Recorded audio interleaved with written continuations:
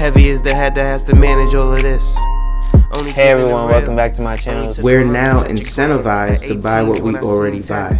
Fumbling through college had me building. I also got some done on the other side. And that was right around, I would say, May, maybe right before renewing the lease for this property. Welcome to the channel, Martha. Thank you for having me here.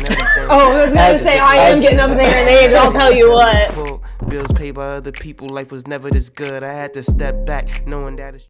Hey everyone, welcome back to the channel. So today we're going to talk about being first to the market, right? A lot of people do not want to be the first to the market. A lot of people are scared of risk. They're scared to touch the waters. They're scared to break through in an industry that has not been touched.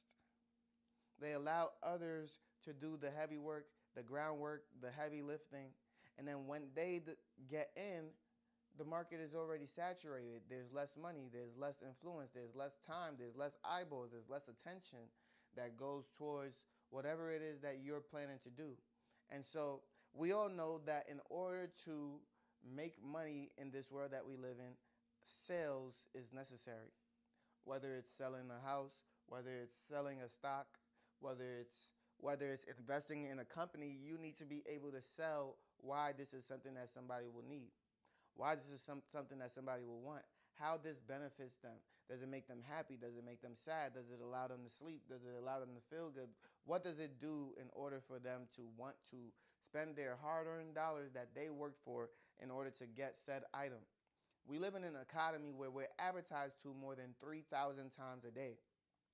From the tags on your shirt, to the labels on a cup of coffee, to the advertisement on a ketchup bottle, to the signs on a school bus or the tags on a car.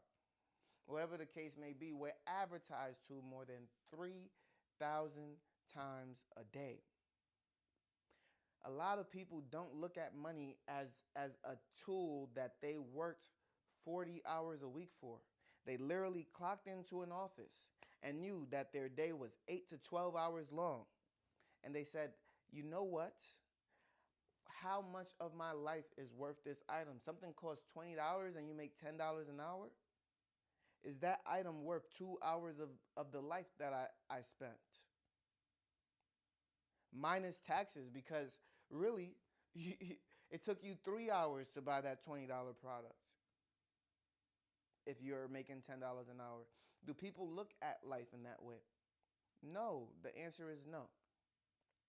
We earn this money, but then we allow the advertisements, we allow the sales, we allow the people in our lives to dictate how we're going to spend it. Oh, you should have more fun. Oh, you should vacation more. Oh, you should buy this thing for Christmas. Oh, you should love me the way I love you. Oh, you should.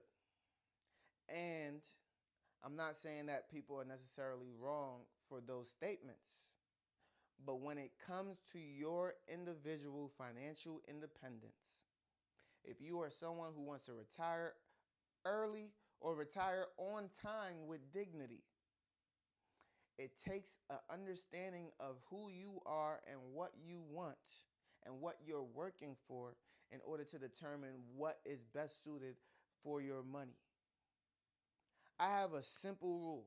If I'm going to go on vacation and have fun, I spent $8,000 on the last vacation I went to. That was not the only vacation I went to in the year of 2025.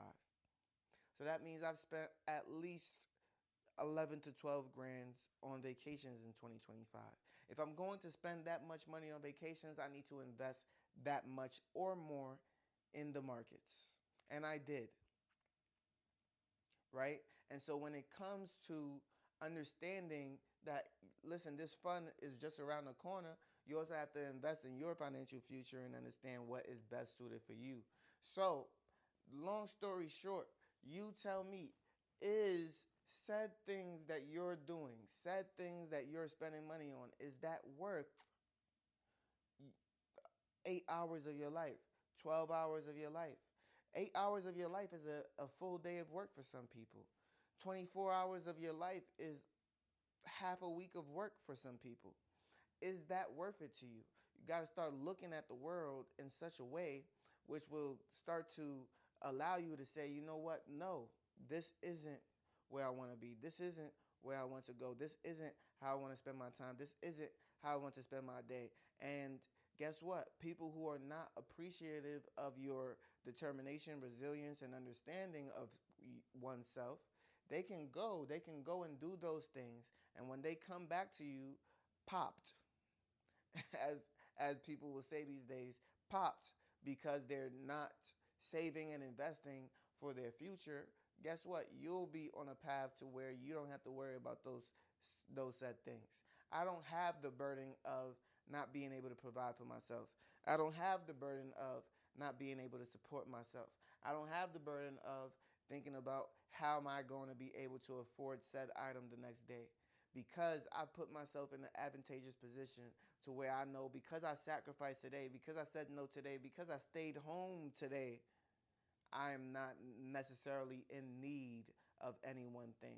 If you like this video, make sure you leave a like, comment, and subscribe to the channel. You know I post on YouTube, Rumble, and Spotify for podcasters, and I can't wait to see you on the next one.